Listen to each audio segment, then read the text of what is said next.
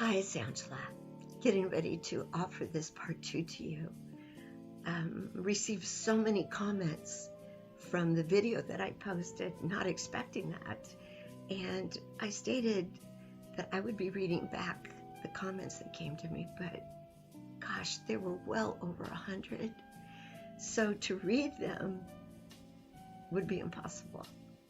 And to pick and choose would offend someone. So what I've decided to do is just summarize with brevity and release the general consensus back to the zillionth percent of people that contacted me that were George Michael fans.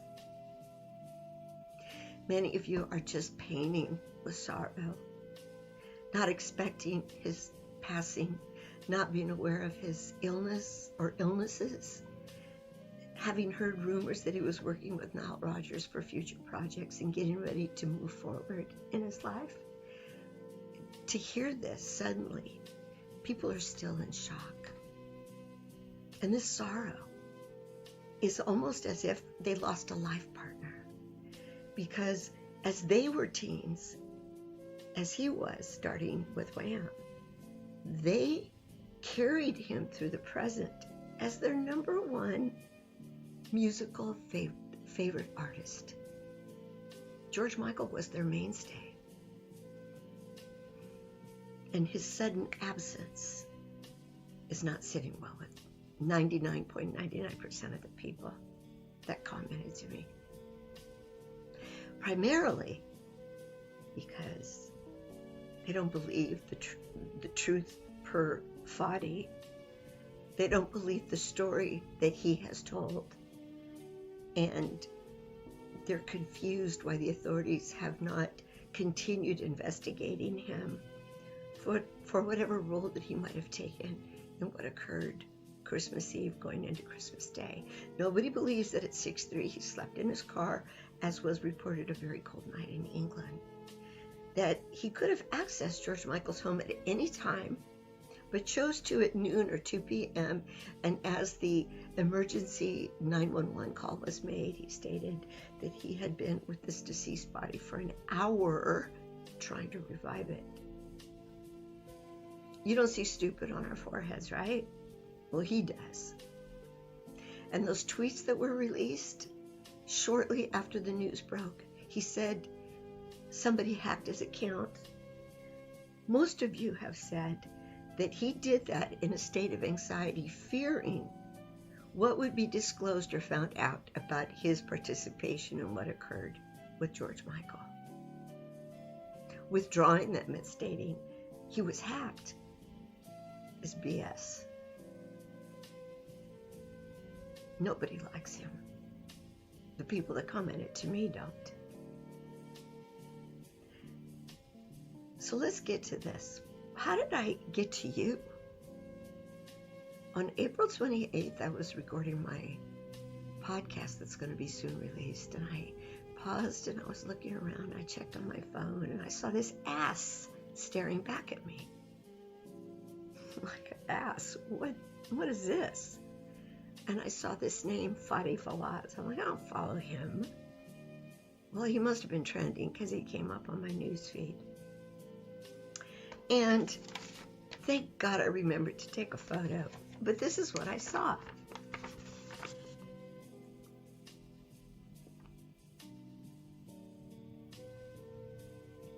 Posted April 28th, one day before the 1 month mark of George Michael's burial. And you read his words, right? It's a portrait of myself by me. It wasn't an accident. That was his new picture. So you know I responded, and you read that he responded back to me.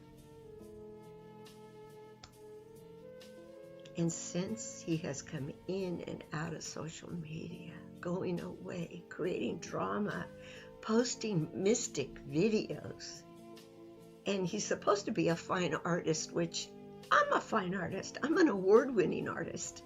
I don't find anything interesting in his work. That's just my opinion. He's doing this to stay relevant in hopes that whoever is still following him, whether through encouragement or interest, that he stays relevant in people's minds. Well, Fadi, the people that reached out to me, they don't associate you with George Michael any further. You're not relevant to George Michael. And they mostly want you to pack it up and go back to where you came. It's a good idea because you could start over, right? And maybe with that picture, you were trying to stimulate interest in your previous life, because that was so vulgar. That was so disrespectful to George Michael, Yorgo Panayiotou. For me, I do not believe that you had a connection with him. A loving, caring, respectful connection with George Yorgo. You might have been with George Michael, but you clearly were not with Yorgo Panayiotou. So, I'll get back to him in a second. The next day, I get these comments coming in 911 style. Angela, did you see Kenny Goss's interview? What do you think? Oh my God, what is he trying to do? He's trashed George Michael. And I said, send me the link. And I took a peek. Well, actually, I looped it like 4 or 5 times. And what I saw and what I heard was disturbing. Being a major market broadcaster, I've done a lot of interviews. And doing an interview is an interpersonal communicative relationship. You ask questions, questions are answered. There's fluctuations in your voice patterns. The body moves, gesturing to the emotions that you're verbalizing, right? None of that was seen. What I saw was a stoic, gray, rapidly speaking male who could not look into the camera, who, given the amount of time that he was allocated to do this interview, could not get enough garbage out fast enough on the private life of George Michael.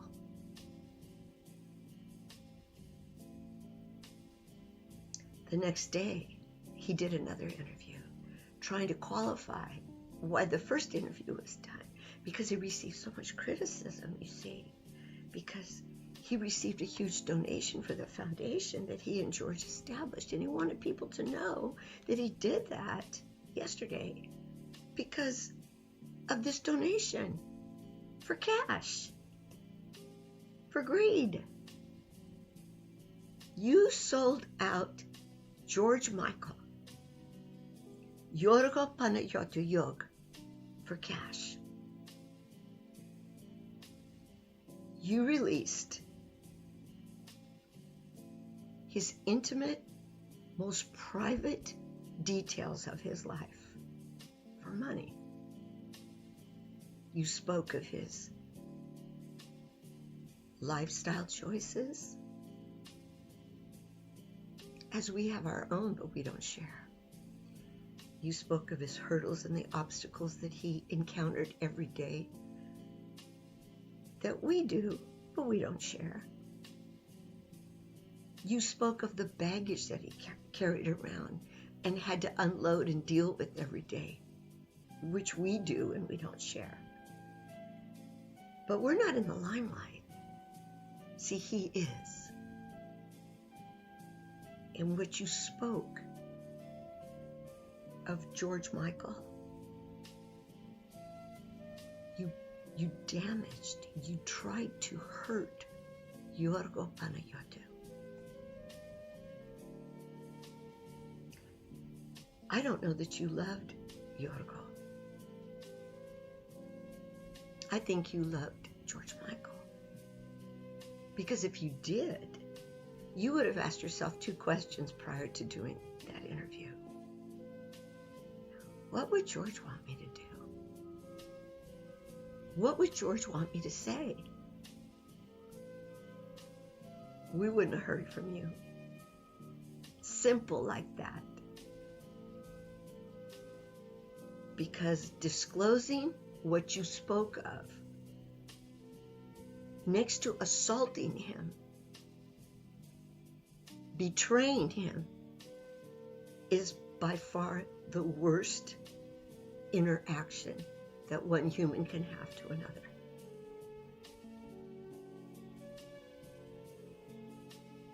Why?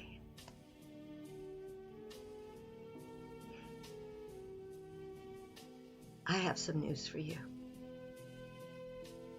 If you start to see a diminished flow of financial support to this foundation, you have nobody to blame but yourself, because you lost favor with people with those interviews. And that letter that you wrote to the Huffington Post yesterday, come on. You can't sweep away dirt that's been embedded into people's minds. But the problem you have is that you filthied your mind, not ours. You told us who you are. It's like my dad said, let the fool's voice be the last one heard. And we did that. We sat back. We've mourned George Michael Yorgo Panayiotou, and you two fools spoke. And you were the last voices heard. You revealed on your own, both of you, who you really are and who you were to George Michael, and more importantly, who you were not to Yorgo Panayiotou Yog. You, Kenny, were our greatest hope that George Michael Yorgo Panayiotou found love. And I believe he loved every cell about you to its deepest core. He gave you the world. He gave you more than you could ever give yourself. Not just financially, materialistically, but of himself. He trusted you. You betrayed him. And you have to live with that. And the consequences from that. You lost favor, Kenny, and you cannot gain it back. Because people don't need you and the foundation to be supportive of George Michael. They can do it through his estate. They can do it through his record sales. They can do it in so many ways that are promoting everything that George Michael built his entire life. They don't need to show it any further through the foundation. But you did that because you lost favor with people. And you have to live with that for the rest of your life. So stop with the interviews. Stop with the woe is me. Stop with all the niceties you're trying to say about George Michael. You already revealed yourself. You and Fadi now are irrelevant. Just go. Because for me, when I see an article or a posting and either one of your faces or names are attached, I don't read it. FYI media, you're losing people. Because most are fed up with both of these guys. Fadi's sticking around because the payoff with the tell-all book didn't work out, thank God. And if he's trying to threaten the family with any emotional harm, and that's why he's still in their area, staying in George's home, this new attorney is going to take care of him. I believe that 100%.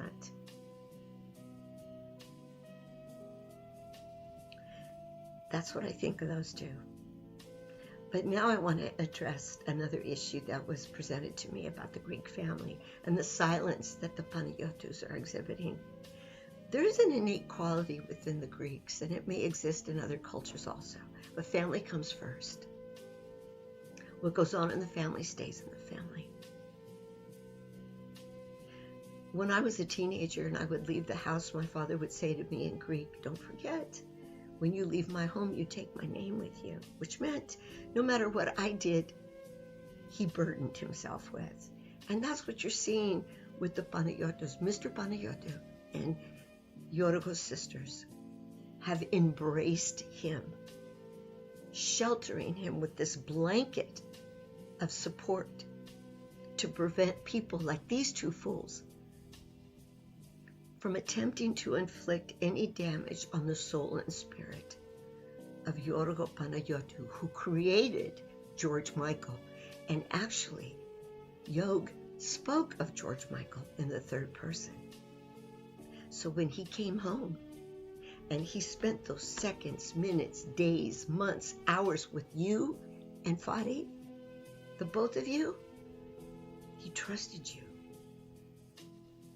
And that's what the Panayiotus are doing. They're protecting their son, their brother, from those people who claimed to be respectable, kind, loving people to their son and brother, who have now revealed themselves to be otherwise. So, part 2 is finished, but I want to say 2 more things to you. One is the fact that I'm speaking to you right now. I've stepped completely out of my comfort zone. I'm camera shy. I was programmed to go into television broadcasting, but because I can't stand my picture being taken, I went into radio. So doing this is a clean example of my conviction towards righting this wrong that I believe has occurred and is continuing to occur. I'm standing up for George Michael, for Yorgo Panayiotou. And secondly, I read somewhere once where when we lose people to our 5 senses, we can bring them back through our 100 secret senses by speaking of them, by talking about their life journey, by sharing their life, by teaching others the lessons that they taught us to make a difference in other people's lives. That way, it's said they're never lost to eternity. Well, George Michael's never going to be lost to eternity. He's a finger click away from saying hello to us, from sharing all the love and emotions and experiences that he helped us walk through our own difficulties. One finger click away, and George Michael is with us. He'll never be lost to eternity. So, this ends part 2. Part 3, which will be posted in a couple of days, is that tribute that I wanted to do later on inside my podcast. But I'm going to finish this up by sharing with you what I hold so special to me about George Michael and Yorgo Panayiotou. So thank you so much for giving me this opportunity. And I hope that the time spent listening has brought you some peace. And then I fulfilled what I expected to do. Thank you.